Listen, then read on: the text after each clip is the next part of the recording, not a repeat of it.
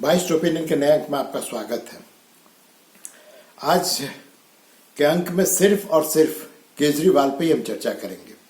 दोस्तों, अभी जब मैं आपसे बात कर रहा हूं 1 मिनट पहले ये खबर आ रही है कि ईडी ने दिल्ली हाईकोर्ट के सामने ये कहा है कि पूरे के पूरे जो आम आदमी पार्टी है वो शराब घोटाले में संलिप्त है, इसलिए हम पूरे आप पार्टी को ही आरोपी बना रहे हैं। ये बहुत बड़ी न्यूज है।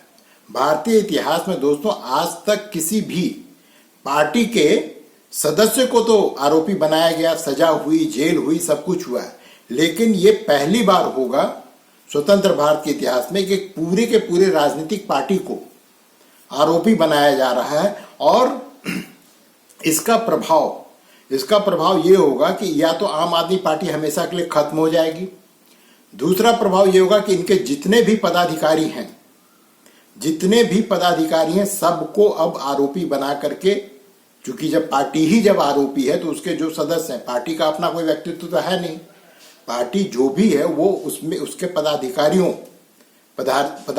के द्वारा ही संचालित होता है। जैसे अगर किसी कंपनी के खिलाफ केस होता है तो आप मान लीजिए कि टाटा कंपनी के खिलाफ केस हुआ, तो अब टाटा कंपनी थोड़ी ना कोई व्यक्ति है, तो सजा किसको होगी? आरोपी कौन बनेगा? जो उसके उच्च पदाधिकारी हैं। तो इसी तरह से जब आम आदमी पार्टी है उसको अब जैसे एक कंपनी की तरह आप समझिए, और उस कंपनी के हर टॉप टू बॉटम जितने भी पदाधिकारी हैं उन सबको अब आरोपी बनाया जाएगा। और अगर सिद्ध हो गया तो इन सबको जेल की हवा खानी पड़ेगी। जो केजरीवाल जो अब तक ये ख्वाब देख रहा था, जब से जमानत उसको 20 दिन के लिए मिली थी, अंतरिम जमानत मिली थी कि अब सब कुछ चंगा हो गया, वो तो यहां तक दावा कर रहा है कि अगर 5 तारीख को हम लोग जीत गए, अर्थात मोदी हार गया, तो हम जो 5 तारीख को जेल से छूट के आ जाएंगे। वो यहां तक दावा कर रहा है। लेकिन जिस प्रकार से ईडी ने आज हाईकोर्ट के समक्ष यह हलफनामा दायर किया कि हम पूरे के पूरे आम आदमी पार्टी को आरोपी बना रहे हैं, ये बहुत ही बड़ी खबर है। और इसका प्रभाव आम आदमी पार्टी और उसके पदाधिकारियों पर तो पड़ेगा ही पड़ेगा। जो अन्य छोटे छोटे दल हैं, जो क्षेत्रीय पार्टियां हैं, उन पर भी इसका प्रभाव पड़ेगा। उन पर भी इसका प्रभाव पड़ना लाजमी है और जरूर ही पड़ेगा। और इससे होगा ये कि बहुत सारे या तो सुधर जाएंगे क्षेत्रीय दल, या फिर वो भी आपकी राह पे आरोपी सिद्ध किए जाएंगे और उनके भी सारे पदाधिकारियों को जेल जाना पड़ेगा। ये भ्रष्टाचार के खिलाफ जो मुहिम चल रहा है, जो प्रधानमंत्री मोदी जो मुहिम चला रहे हैं, उसमें ये सबसे बड़ा कदम है कि आप पूरे के पूरे पार्टी को आप आरोपी बनावें और उसको जो है न्यायालय के सामने जो है उसके सारे पदाधिकारियों को पेश करें, जो अब आने वाले कुछ दिनों में होने वाला है। वैसे आम आदमी पार्टी के लिए विवाद जो है कोई नया विषय नहीं है, कल की ही बात है। इनकी ही पार्टी के एक महिला हैं, बड़ी तेज तर्रार महिला हैं, पहले वो महिला आयोग की सदस्य हुआ करती, अध्यक्ष हुआ करती, सदस्य नहीं अध्यक्ष हुआ करती थी। जो दिल्ली महिला आयोग है उसकी अध्यक्ष हुआ करती थी स्वाति मालीवाल वर्तमान में राज्यसभा की सदस्य है आप पार्टी की, और जो आम आदमी पार्टी है उसकी वो संस्थापक सदस्य है। इन सब के अतिरिक्त उनका एक और भी परिचय है, वो केजरीवाल की जो पत्नी है सुनीता केजरीवाल, उनकी कजन है। कल उनके साथ में मुख्यमंत्री आवास पर, अर्थात केजरीवाल के आवास पर उनके साथ में मारपीट की गई। और ये बात किसी और ने नहीं, किसी भाजपाई ने नहीं, या किसी कांग्रेसी तो वैसे भी नहीं करेंगे, किसी भाजपाई ने यह आरोप नहीं लगाया है।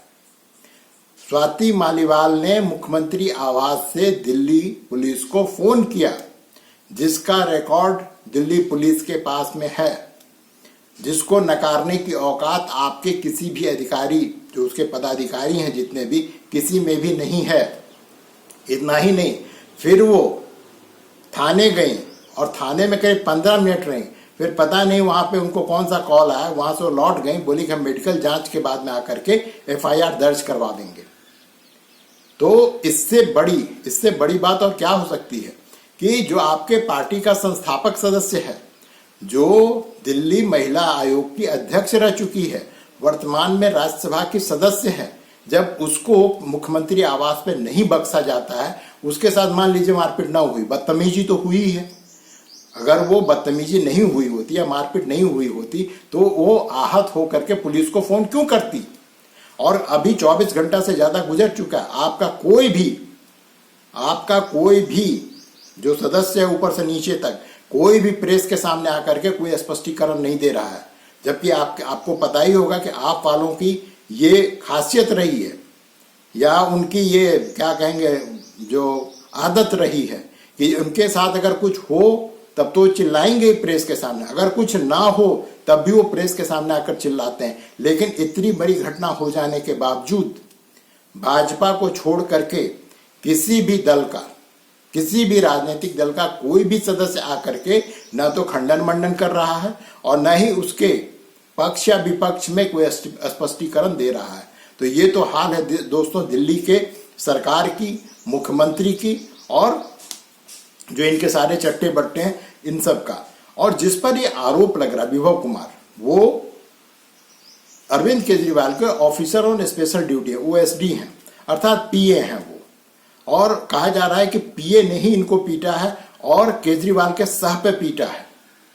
ये अपने आप में बहुत बड़ी घटना है, लेकिन ये पहली घटना नहीं है। और दोस्तों मैं बता दूं, अगर आपकी सरकार रहेगी तो ये अंतिम घटना भी नहीं होगी। इससे पहले जो वहां के सेक्रेटरी हैं उनकी पिटाई की गई, कई कार्यकर्ताओं की पिटाई की गई है।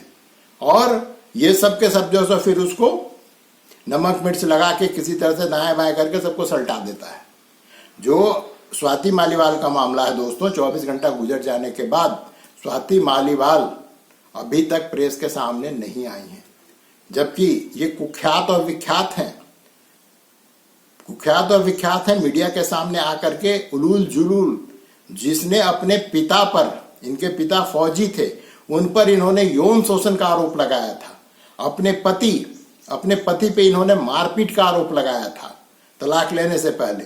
जो महिला इतनी बोल्ड है, जो रोड में वीडियो बनवाती हो जबरदस्ती का लोगों का टैक्सी रोक करके, उस महिला से वो महिला अब तक मीडिया के सामने क्यों नहीं आ रही है? हमको तो ये लगता है कि केजरीवाल इसमें कोई डील हो गया है। वैसे उड़ती खबर एक ये भी है कि इनको कल बुलाया गया था, जबकि लोग कह रहे हैं कि नहीं ये खुद ही गई थी। जो भी मामला था, ये इससे पहले विदेश में भी थी, अपनी बहन का इलाज करवा रही थी। ये जो भी हो, लेकिन खबर ये है कि इनको बुलाया गया था और इनसे राज्यसभा का इस्तीफा मांगा गया था।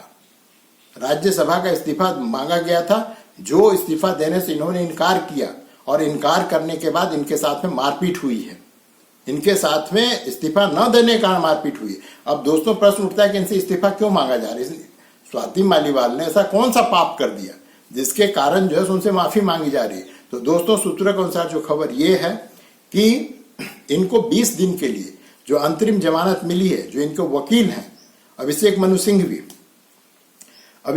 पर थोड़ा सा और बता दूं, अभिषेक मनु सिंघवी बड़े वकील हैं, कांग्रेस के बड़े नेता हैं और ये इससे पहले राज्यसभा में जाने के लिए हिमाचल प्रदेश गए थे और हिमाचल प्रदेश से कांग्रेस ने इनको उम्मीदवार भी बनाया था, लेकिन वहां के एमएलए विद्रोह कर गए और उन्होंने भाजपा के एक सदस्य को जिता दिया, लेकिन इनको हरवा दिया। तो ये राज्यसभा जाने को अभिषेक मनु सिंघवी आतुर है, ऐसा कहा जाता है। कोई भी व्यक्ति राज्यसभा जाना है नहीं जाना है उसकी घोषणा तो करते फिरता नहीं है। तो अभिषेक मनु सिंघवी भी इसकी घोषणा नहीं कर रहे हैं। लेकिन जो खबर है कि अभिषेक मनु सिंघवी ने इनके लिए, केजरीवाल के लिए कोर्ट में खड़ा होने के लिए, उनका वकील बनने के लिए, उनके पक्ष में दलील देने के लिए न सिर्फ कोर्ट फीस मांगा, कोर्ट फीस नहीं, जो उनकी अपनी फीस है वकालत की वो मांगा, साथ ही उन्होंने कहा कि मुझे राज्यसभा भेजो। और अभी जो आनन फानन इस्तीफा मांगने की बात हुई थी स्वाति मालीवाल से, उसका मुख्य कारण ये था कि वो स्वाति मालीवाल को हटा करके उनके जगह पे अभिषेक मनु सिंघवी को राज्यसभा भेजना चाहते थे, जो अब तो संभव हो नहीं पाएगा क्योंकि मामला प्रकाश में आ चुका है। स्वाति मालीवाल या तो स्वतः ही रिजाइन कर दे, कुछ लोग कह रहे हैं कि वो उनका भाजपा के वो संपर्क में, पता नहीं जो भी है, क्योंकि अब तो पता ही नहीं चलता कौन सुबह किस पार्टी में शाम किस पार्टी में है, क्योंकि किसी के बाहर कब कौन कहां पलटी मारेगा, चाहे वो भाजपाई हो, कांग्रेसी हो या आपका हो। जो नेता है उसका एक ही रूप है, उसका एक ही स्वरूप है, वो कब पलटी मारेगा उसको खुद भी पता नहीं होता है। उसको खुद भी पता नहीं होता। कई बार तो ऐसा होता है कि उसके घर वालों को पता ही नहीं है कि वो सुबह तो कांग्रेस में था, शाम में भाजपा में दिखाई देता है। तो इसी तरह से इनके बारे में भी कुछ भी कहना अभी तत्काल संभव नहीं है। अब एक और खबर पे आते हैं दोस्तों। आपको पता ही है कि सभी पार्टियों ने, जो भी राजनीतिक दल हैं जो चुनाव लड़ रहे हैं, वो अपना मैनिफेस्टो जारी करते हैं और इस बार भी जारी किया है। अब भारतीय जनता पार्टी का तो समझ में आता है, और एनडीए है, जो भाजपा के नेतृत्व में जो एनडीए अलायंस है, उसके किसी भी पार्टी ने तेलुगु देशम को छोड़ करके अपना अलग से मैनिफेस्टो जारी किया, किसी ने नहीं जारी किया। लेकिन एनडीए अलायंस के सब पार्टी ने अपना डफली, अपना राग की तरह सब ने अपना अपना मैनिफेस्टो जारी किया। अब जो चर्चा में रहा वो मुख्य रूप से आरजेडी का रहा, 1 करोड़ नौकरी देने के लिए। उसके बाद में सीपीएम का रहा कि उसने कहा कि भैया जितने भी हमारे पास परमाणु हथियार हैं उनको हम खत्म कर देंगे। और सबसे ज्यादा जो चर्चा का विषय बनी रही वो था कांग्रेस का मैनिफेस्टो। कांग्रेस का मैनिफेस्टो अभी तक चर्चा में बना हुआ है। कांग्रेस के मैनिफेस्टो में उन्होंने कहा था 5 न्याय और 25 गारंटी। अभी वो चुनाव जीतने के बाद होगा, और अभी तो स्थिति ये है कि उनका मैनिफेस्टो कहीं ना कहीं पीछे चला गया। अन्य मुद्दे, हालांकि वो उस मैनिफेस्टो से जुड़ा हुआ है, अन्य मुद्दे जो है वो ज्यादा प्राथमिकता प्राप्त कर गए। लेकिन केजरीवाल जेल से छूटने के बाद आते ही सबसे पहले उन्होंने 10 गारंटी की घोषणा की। जो उनका पहला प्रेस कॉन्फ्रेंस है उसमें उन्होंने 10 गारंटी की घोषणा की। अब इस 10 गारंटी की घोषणा में वही घोषणा है जो दिल्ली के विधानसभा चुनाव के समय में ये घोषणा किया करते हैं।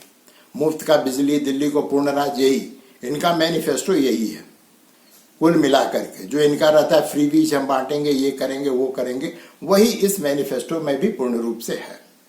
लेकिन प्रश्न उठता है दोस्तों कि अब तक तो सारे के सारे दल जो है वो कमोबेश जो कांग्रेस की मैनिफेस्टो की बात करते थे।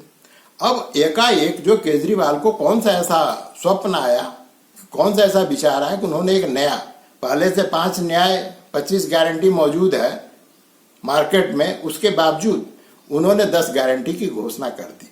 लेकिन केजरीवाल चतुर आदमी है, मैं बार बार कहता हूं, होशियार व्यक्ति है। उसने इस घोषणा करने के बाद कहा कि यह सत्य है कि अभी मैंने इंडिया अलायंस के लोगों से बात नहीं की है, लेकिन ये केजरीवाल की गारंटी है। तो गारंटी हो गई, मोदी की गारंटी हो गई, राहुल गांधी की गारंटी हो गई, अब लोग केजरीवाल की भी गारंटी हो गई। तो उन्होंने कहा क्या, थोड़ा उसको आप सुन लीजिए। वैसे तो ये गारंटियां केजरीवाल की गारंटी के नाम से जारी की जा रही हैं। मैंने अपने इंडिया गठबंधन के दूसरे साथियों से इसके बारे में अभी चर्चा नहीं की है, लेकिन जिस किस्म की गारंटी है, मेरा विश्वास है कि इंडिया गठबंधन के किसी भी सदस्य को इसके बारे में परेशानी नहीं होगी। दोस्तों, स्पष्ट है कि दरअसल माले मुफ्त दिले बेरहम, जिसको जो मन में आ रहा है वो बक रहा है, जिसको जो घोषणा करने की इच्छा हो रही है वो कर रहा है। जबकि सबको पता है कि आएगा तो मोदी ही। आप उसको डेंट थोड़ा बहुत पहुंचा सकते हैं, लेकिन आप उसको हरा नहीं सकते।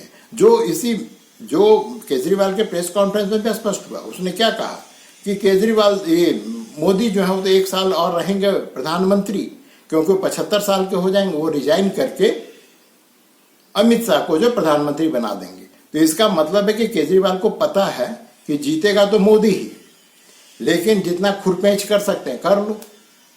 अब सोचिए कि जो पार्टी का मुखिया शराब घोटाले में 20 दिन के लिए सिर्फ प्रचार करने के लिए बाहर आया है, वो ना तो मुख्यमंत्री कार्यालय जा सकता है, ना सेक्रेटेरिएट जा सकता है, ना किसी फाइल पर वो हस्ताक्षर कर सकता है। वो सिर्फ और सिर्फ प्रचार करने के लिए आया है। लेकिन उसकी दीदा दिलेरी तो देखिए कि वो 10 गारंटी की घोषणा कर रहा है, वो भी क्या 140 करोड़ लोगों के लिए, जिसके अपने कुर्सी का पता नहीं है, वो इस तरह की बड़ी बड़ी बातें करता है। तो अभी तक तो यही बातें हो रही थी, लेकिन अभी जो तुरंत के तुरंत जो खबर आई है वो तो इतना खतरनाक है कि अब तक तो था कि केजरीवाल मान लो कर चला भी गया जेल, उसको सजा भी हो गई, तो उसकी बीवी राबड़ी 2.0 बन जाएगी, वो मुख्यमंत्री बन जाएगी, या उसके पार्टी का कोई और सदस्य बन जाएगा। लेकिन जब पूरे के पूरे पार्टी ही आरोपी होगी और आरोप अगर सिद्ध हो गया तब क्या होगा? भ्रष्टाचार के खिलाफ ये सबसे बड़ा, मोदी का सबसे बड़ा ऑपरेशन है और हम सबको इसके सफल होने की कामना करनी चाहिए, क्योंकि ये आदमी एनजीओ जो होता है ना, गैर सरकारी संगठन, उसकी तरह ये बिहेव करता है। हाँ, गैर सरकारी संगठन के पे एक और बात याद आई कि ये जो है चुनाव प्रचार के लिए सबसे पहले झारखंड आ रहा है। झारखंड में 4 सीट पे चुनाव हो चुका है, अब बचे हैं सिर्फ कितने, 10 सीट। अब दोस्तों सोचने वाली बात है कि वो किसी अन्य राज्य, उत्तर प्रदेश क्यों नहीं जा रहा है, गुजरात क्यों नहीं जा रहा है जहां उसका कैंडिडेट खड़ा है, वो हरियाणा क्यों नहीं जा रहा है, वो सबसे पहले झारखंड क्यों आ रहा है। तो दोस्तों इसकी जो केजरीवाल की पूरी पृष्ठभूमि है वो एनजीओ वाली है। ये फोर्ड फाउंडेशन के पैसा पे पला बड़ा आदमी है। अब जो झारखंड है यहाँ पे बहुत सारे एनजीओ हैं, बहुत सारे जो है सो सामाजिक संगठन है जिससे इनका पुराना ताल्लुक रहा है। तो ये उसको भुनाने के लिए ये झारखंड मुक्ति मोर्चा के प्रचार के लिए नहीं आ रहा है, ये कांग्रेस को बढ़ाने के लिए नहीं आ रहा है, ये खुद को, अपने पार्टी को झारखंड में फैलाने के लिए आ रहा है। बहाना है इंडिया अलायंस और लोकसभा का चुनाव। तो सतर्क रहिएगा दोस्तों।